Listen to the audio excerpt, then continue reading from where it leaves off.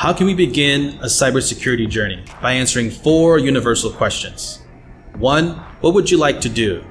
2. What should you do? 3. What can your budget afford? And 4. What does your practice need now and in the future? Then, with those answers in hand, we can pick a framework.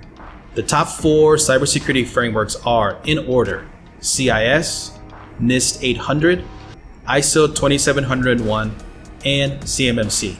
But wait a second. I promised earlier that I was here to help, and this isn't very helpful. If you're an architect or designer, these terms and acronyms mean nothing to you. Let's start over. Better. Let's look at the answer sheet.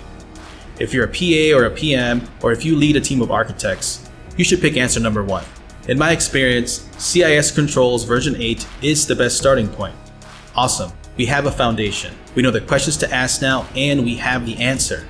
But hold on, we have another problem. We don't know why. We don't know why we picked CIS, and we need to know the why. This journey is going to be very hard.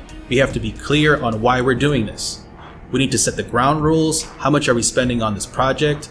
We need to establish some big goals. We want to achieve X and Y. But more than that, we're looking to set a direction. We're picking CIS because that ensures we reach your security goals. By using CIS, we will be able to organize our budget and our time.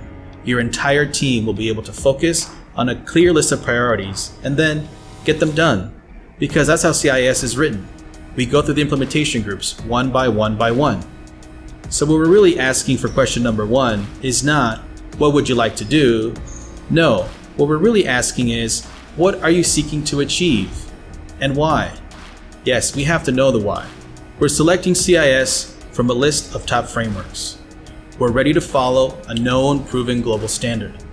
What do we want to do? We want to establish a strong security posture. Why? Because the threats are real.